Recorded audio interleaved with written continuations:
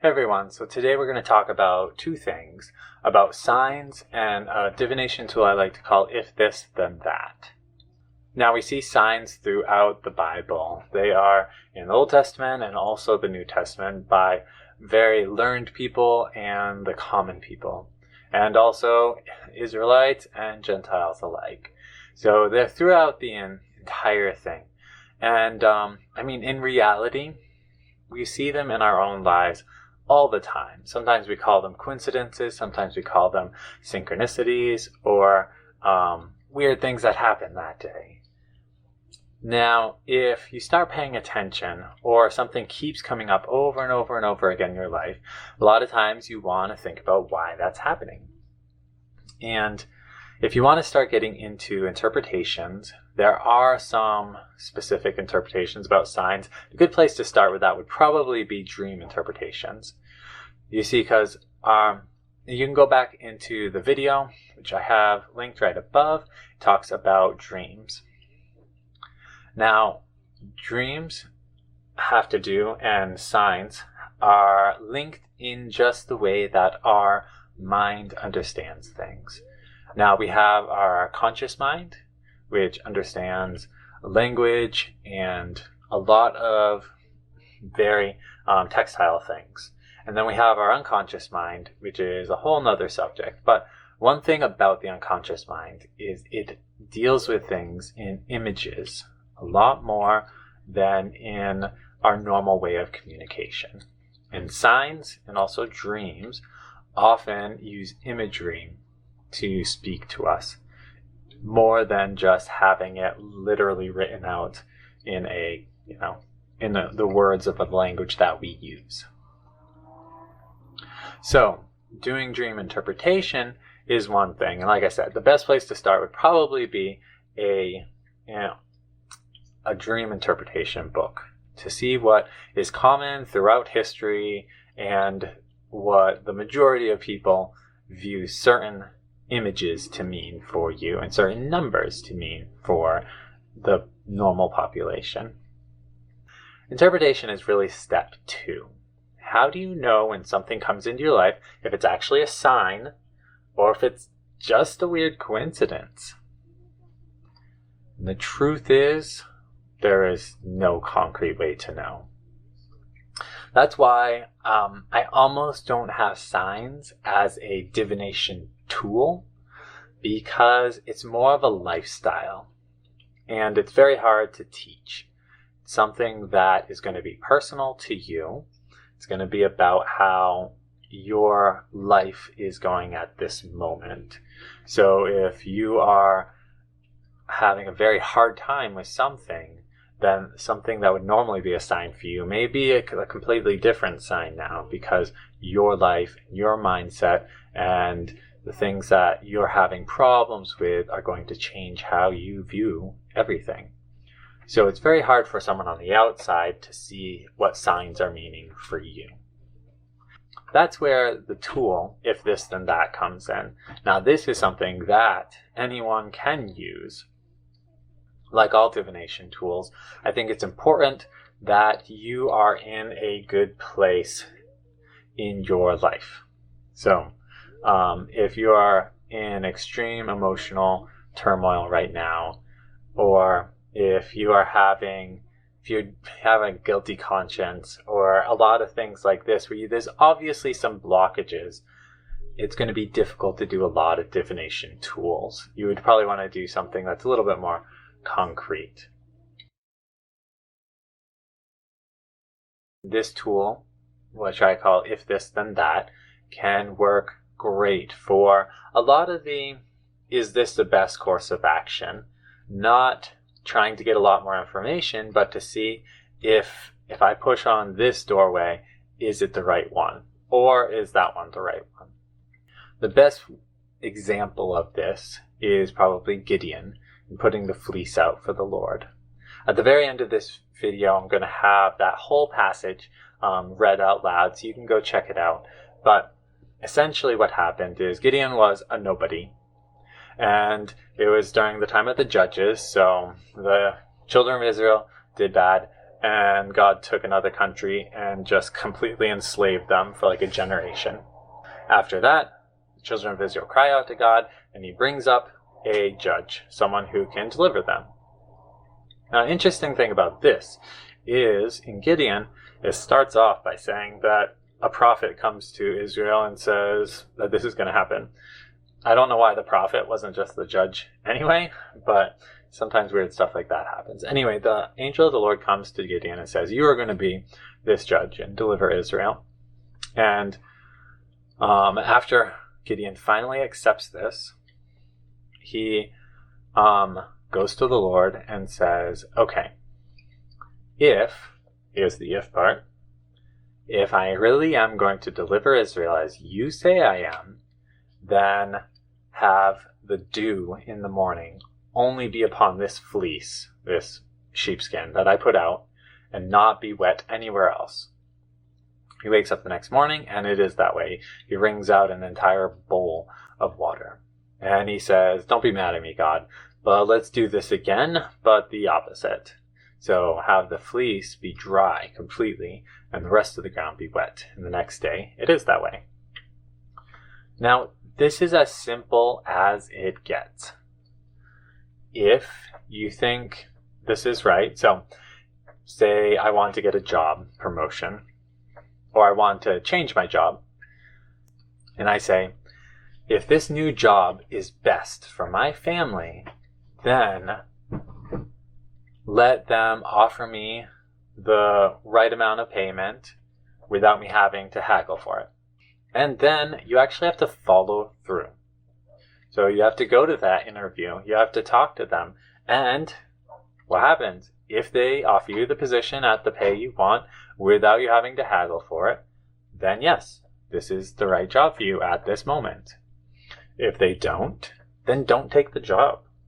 It's as simple as that. You start building a relationship, figuring out what you should do, and then following through with the answers and the signs that you get.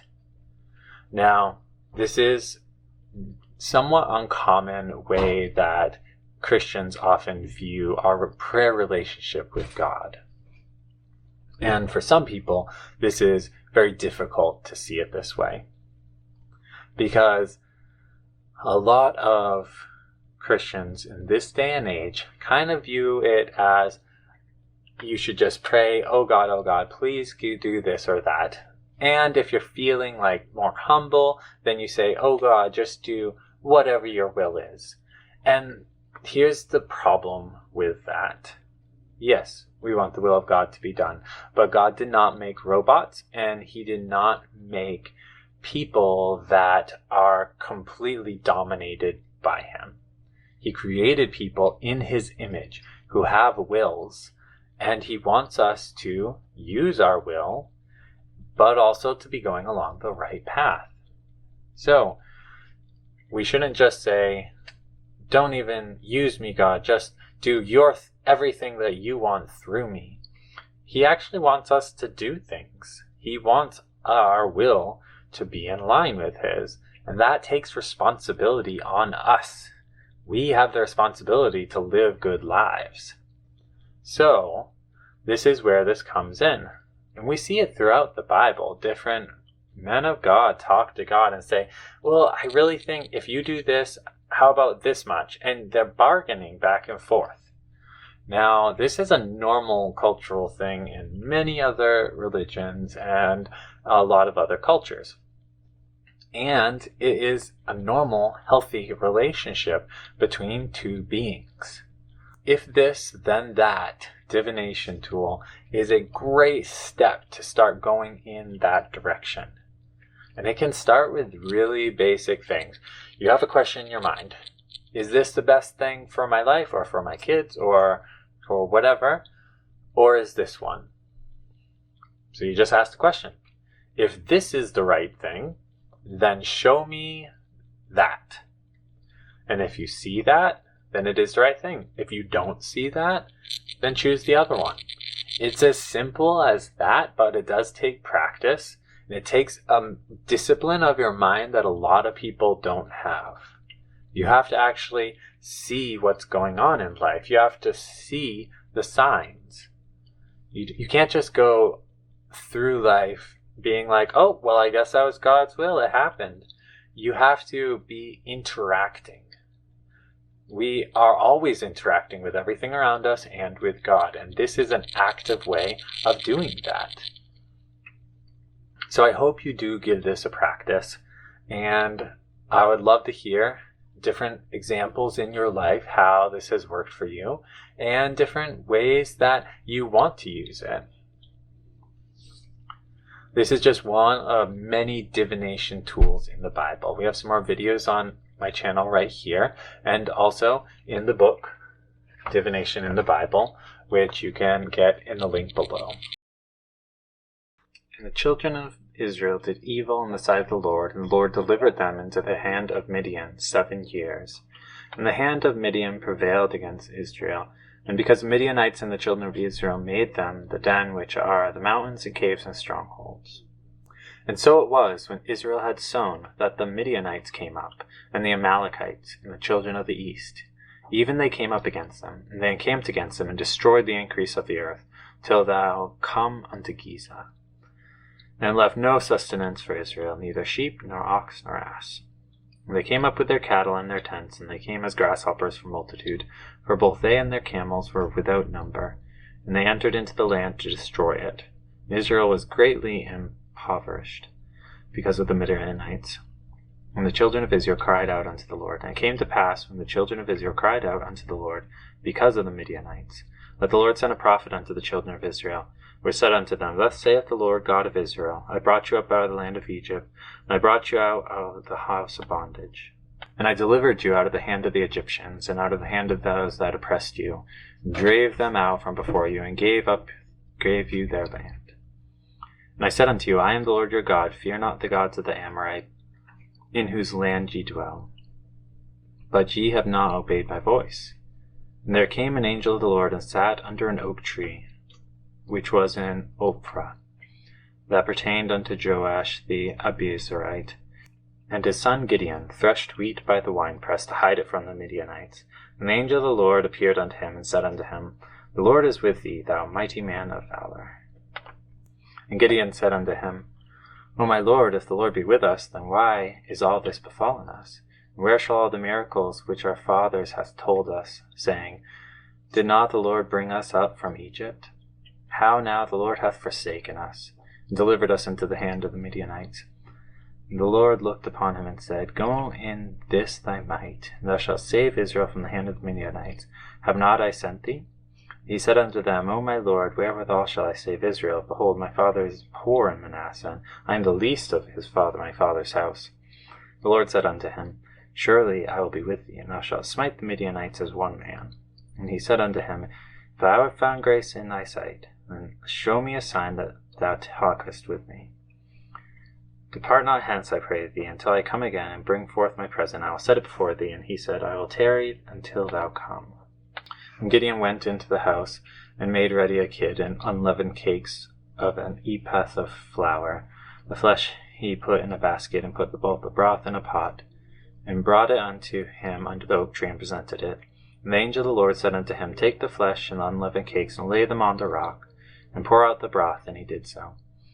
And the angel of the Lord put forth the end of the staff which was in his hand, and touched the flesh and the unleavened cakes. And there rose up a fire out of the rock, and consumed the flesh and the unleavened cakes. Then the angel of the Lord departed out of his sight. When Gideon was perceived that he was an angel of the Lord, Gideon said, Alas, O Lord, because I have seen the angel of the Lord face to face. And the Lord said unto him, Peace be unto you, fear not, thou shalt not die. And Gideon built an altar unto the Lord, and called it Jehovah Shalom. Unto this day it is yet in Ophrah and the Abiezrites. And after that it talks about how the people didn't want him to destroy the altar to the Baal. Now, in verse 36, we get to the part where he puts out the fleece. And Gideon said unto God, If thou wilt save Israel by my hand, as thou hast said, behold, I will put a fleece of wool in the floor. And if the dew be upon the fleece only, and it be dry upon the earth beside, then shall I know that thou wilt save Israel by my hand, as thou hast said. And it was so, for he rose up early in the morning, and thrust the fleece together, and wringed the dew out, and a bowl full of water came out. And Gideon said unto God, Let not thine anger be hot against me, and I will speak but this once. Let me prove, I pray thee, but this once with the fleece. Let it be dry only on the fleece, and wet upon the dew. And upon all the ground let there be dew. And God did so that night, for it was dry upon the fleece only, and there was dew on all the ground. We are so blessed. We can pray anywhere and for any reason. But how do we know when God answers? The tools to hear have been in the Bible all along. Signs, lots, dreams, angels, visions. These are all ways that men of God heard from Him. And with a little practice, you can get answers too. Divination in the Bible has helped many people. You can get it in the format that's best for you. Start your practice and get clarity on the questions in your life today. Give me wisdom.